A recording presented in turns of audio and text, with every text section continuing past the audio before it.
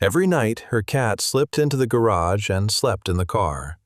At first, she thought it was just strange little habit, but when she finally checked the mileage log, she saw something she never would have believed if she hadn't seen it herself.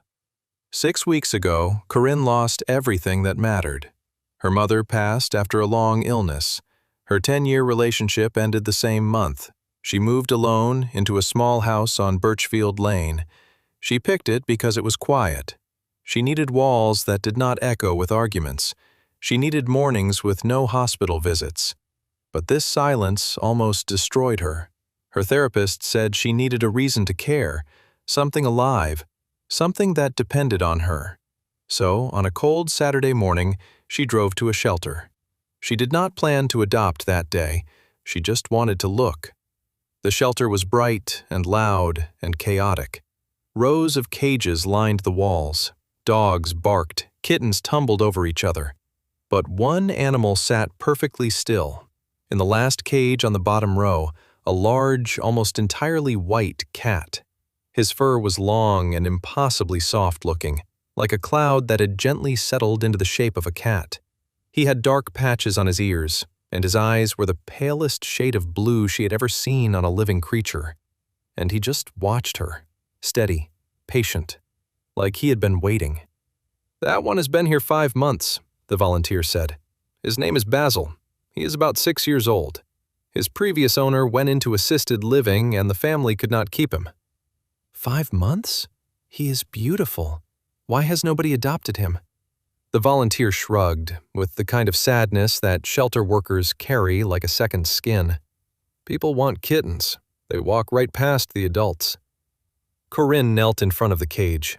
Basil pressed his forehead against the glass, a slow, deliberate gesture, like a greeting between old friends. "I will take him," she said. She did not hesitate. Before we continue is what happens after Basil comes home. Do not forget to like and subscribe. It really helps the channel grow, and trust me, this story takes a turn that nobody sees coming. The car ride home was quiet.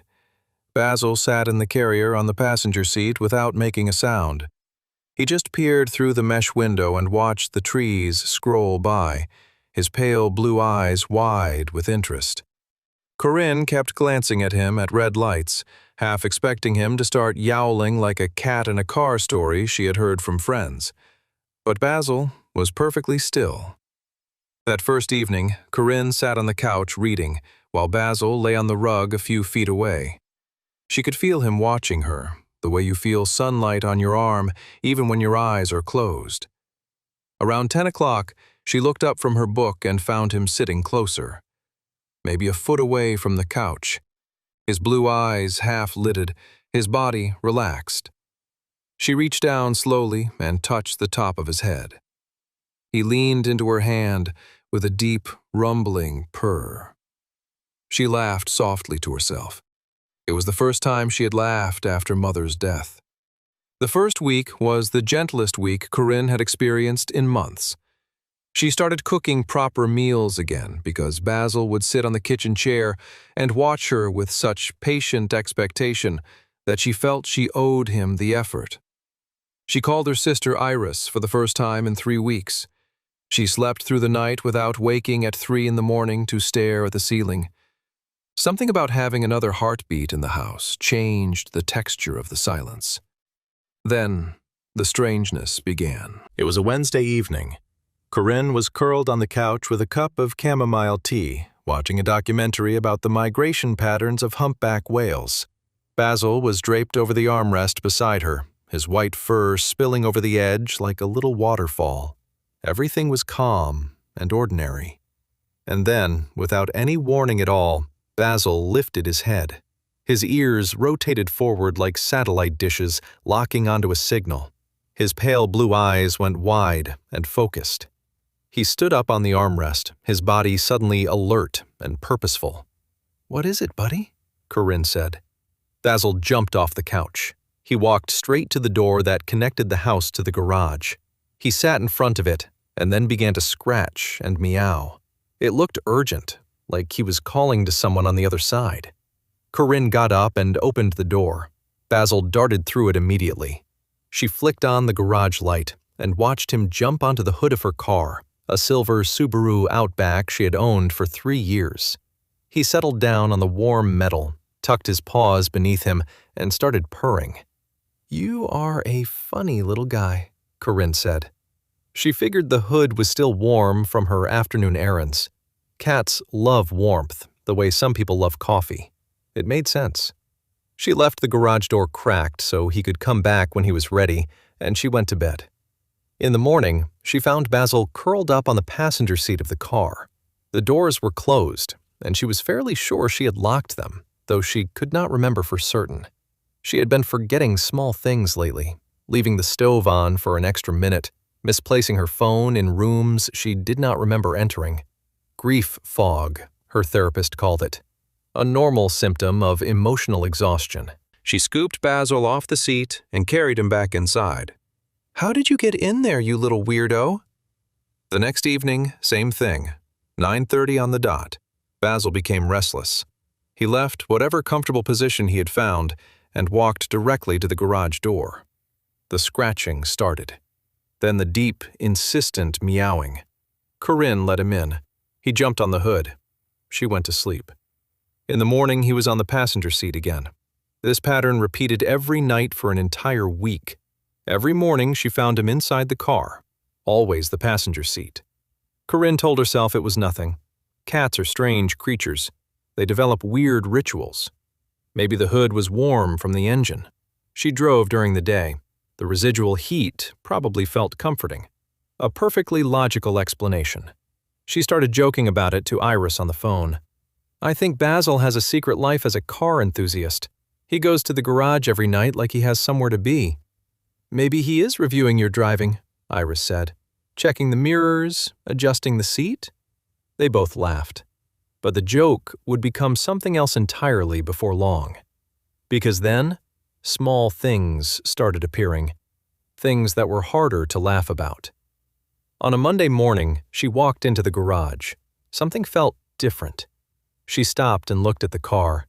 The car was angled to the left, only a few inches, but she always parked perfectly centered. Always. She was meticulous about it. She shook her head. Maybe she had been careless last time she drove. She straightened it out and went to work, but the feeling stayed with her all day. A few days later, she noticed the driver's seat. She is 5'4" and keeps the seat pulled close to the steering wheel. But when she sat down that morning, her feet did not quite reach the pedals the way they usually did. The seat had been pushed back. Who would move her seat? She lives alone. Nobody else drives her car. Nobody else has a key. Later that week, she caught the side mirror. The left one was tilted downward. Corinne always angled her mirrors the same way. She was sure of it. And then came the fuel gauge. She had filled the tank on a Friday afternoon. Corinne didn't use the car over the weekend. On Monday morning, the gauge showed less fuel. Then she checked the odometer. She wrote down the number on Friday. She checked it again now. The math did not add up. Not many, but they were there. Real, measurable, undeniable. Corinne sat in her car in the garage. Her heart pounded. The parking angle, the moved seat, the tilted mirror and numbers on odometer. Each thing alone was easy to dismiss. Together, they formed a picture that made her stomach feel uneasy. Someone was using her car that night. The thought sat in her mind like a stone in a shoe. She could not get comfortable around it. Who would do this? She lived alone. Nobody else had keys to the house or the car. There were no signs that anyone had broken in, no scratches on the locks, no footprints in the garden, no evidence of any kind. She thought about calling the police, but what would she even say? She called Iris. Her sister listened carefully and did not once suggest that Corinne was imagining things, which Corinne appreciated more than she could express. "You need cameras," Iris said. "Put one in the garage, one in the hallway. See what the footage shows." "You think someone is really getting into my car?" "I think you deserve to know either way. And I think you will not sleep peacefully until you do." Edis was right. Corinne bought 3 small cameras the next day from a home security store. One she mounted in the corner of the garage, pointed at the car. One she placed in the hallway between her bedroom and the garage door. And one she set on a shelf in the living room, covering the front entrance. That evening, the routine played out as expected. 9:30. Basil perked up, jumped off the couch, and walked to the garage door. The scratching, the deep, urgent meows. She let him in. He jumped onto the hood. She went to bed.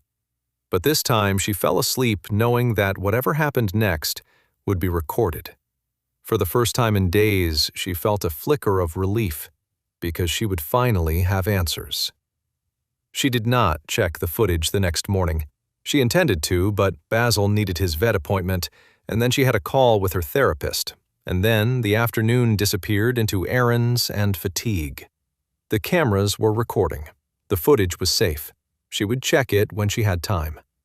The next morning, she glanced at the odometer and saw the numbers had changed, which confirmed that whatever was happening had happened again. She had a busy day ahead and planned to check the recordings that evening, but didn't. It wasn't until Saturday evening that Corinne finally sat down with her laptop and opened the camera application. She had 4 full nights of recordings. Basil lay beside her on the couch, his warm weight pressed against her side. She fast-forwarded through the early hours. Nothing. The garage sat empty and still.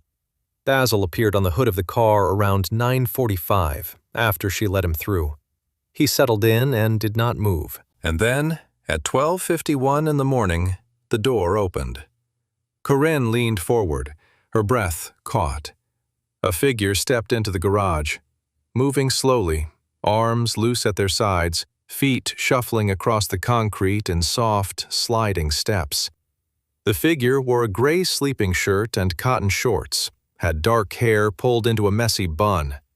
It was her. Corinne pressed pause. She stared at the screen. Her own face stared back, washed in the ghostly green of night vision. Her eyes were open, but there was no expression on her face at all. She looked like someone sleepwalking through a dream, and the realization hit her a second later because that is exactly what she was doing. She was sleepwalking. She watched herself walk to the car. Her movements were smooth but mechanical. She unlocked the car with the key fob she held in her right hand, then opened the driver door and sat behind the wheel. And at that very moment, Basil slipped into the car and took the passenger seat. Her sleeping self started the engine. The garage door rolled up. The car moved out slowly. The taillights drifted into the dark street and disappeared. Corinne pressed pause. Tears streamed down her face. That was her, behind the wheel, asleep, driving a car in the middle of the night, with her cat riding along in the passenger seat. She looked at Basil beside her on the couch. He blinked at her slowly, his blue eyes catching the lamplight. "That was you," she whispered, "riding with me, every single night." She made herself watch the rest. 4 minutes later, the headlights came back. The car rolled gently into the garage. It parked. Her sleeping self sat motionless behind the wheel for nearly 2 minutes. Then she opened the door, walked back inside, went down the hallway, and climbed into bed. Basil stayed in the car. He curled up on the passenger seat, tucked his nose under his tail, and went to sleep. Corinne scrolled through the other nights. Each one was slightly different, but the pattern was always the same. She did not remember any of it, not a single second. Over the next nights, she kept getting up, walking to the car, and sitting behind the wheel, sometimes just for minutes, sometimes starting the engine or moving the car. And every single night, without exception, Basil was already there, waiting for her. That is when the real understanding arrived. Basil had never been obsessed with the car. He did not care about the engine heat, or the leather seats, or the confined space of the garage. He had simply learned that every night she would come to the garage. He waited on that car hood every night, for hours. Not sleeping, just sitting in the cold garage watching the door because his person was going to walk through it. And when she did, he was right there beside her, on the passenger seat, riding wherever she went, her quiet, faithful companion in a journey she did not even know she was taking. Corinne stroked Basil's fur. "Thank you for being there with me." She called her doctor the next morning. She described the recordings, the sleepwalking, the driving. The doctor listened without interrupting and then spoke carefully. "This sounds like a parasomnia disorder, complex sleep behavior. It can include walking, cooking, even driving. Stress is one of the biggest triggers." She made the appointment that same day. In the meantime, she locked the car keys in a combination safe in her bedroom closet and disconnected the automatic garage door opener. Corinne told Iris everything. "You were driving in your sleep?" Iris's voice was tight with concern. "For how long?" "At least 2 weeks, maybe longer. Before the cameras, I had no way to know." I would have never installed the cameras if it weren't for Basil's behavior. If he had not done that, I would have blamed it all on forgetfulness. I would have told myself the odometer was wrong, or that I was losing track of my errands. I never would have found out. "He saved you," Iris said softly. "He did. He absolutely did. And he did not even know it."